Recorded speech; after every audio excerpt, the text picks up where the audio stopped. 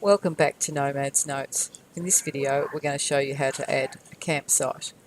We can see, now that we know what we're doing, our icon or button for getting started is no longer there.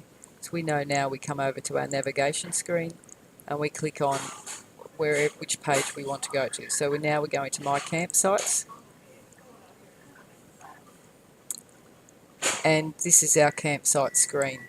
There's nothing listed on the left, and we've got our interactive map, and we can add a new campsite over to the right with our add new icon.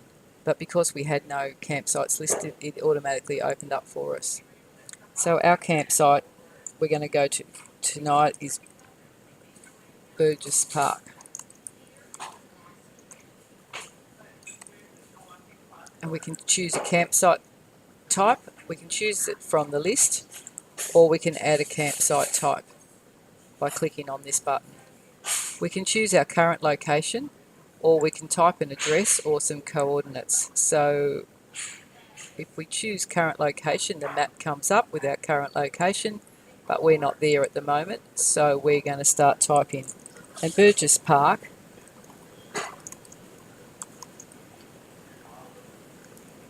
is on Christmas Creek Road,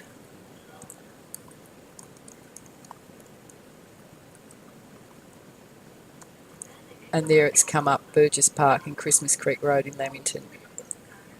You can just type and see what comes up, and if it doesn't come up your location, you can also put in your coordinates in digital format. Then we're going to come down and click the facilities the campsite has. This one has big rigs, it has barbecues, it allows generators, it has pets, it doesn't have power, it does have a swimming hole, it does have toilets, it does have rubbish bins, it has shade available, and it has picnic tables. We can upload some photos. So we can just navigate to where the photos are on our hard drive, and then we can just choose whatever photos, or as many photos as we like, and then we can choose those, and then we can see that the photos are uploading. You can upload up to 5 photos in the first instance, but then you can add as many photos as you like later on. Large digital files will take a while to upload, so just hang in while they're uploading. Now you'll see our photos have uploaded. We can type in some other information if we like. All of this is not absolutely necessary. For information on the campsite cost, it's about how much it costs. It's not necessarily about actually how much it costs you. It's about general information. So this is per person per night. You can write as much or as little information as you like. We can write any further description, or we can add any other facilities that aren't added up there in our facilities tick boxes. And if there's a time limit, we can add a time limit. We can add email address or phone number or website there to make it much easier to refer back to at a later date. So we're now going to save our new campsite. And the little icon comes up to show us that our campsite is saving to our database. Once our campsite is saved to our database, it'll show up on the left hand side, and it'll also show up on our map. And the map is interactive. You can zoom in and out and see all your campsites on your map. As you know, we've only got one campsite so far.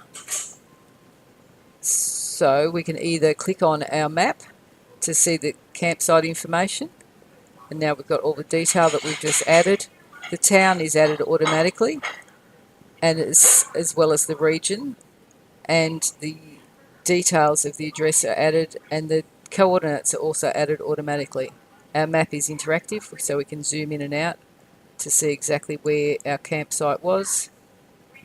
We have our photos here, we have our facilities, and we can add photos if we want, and we have our other details down here.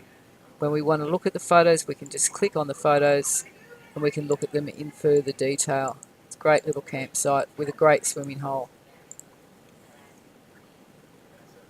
We can share our campsite with family and friends by clicking on this button here, and it'll open up another screen.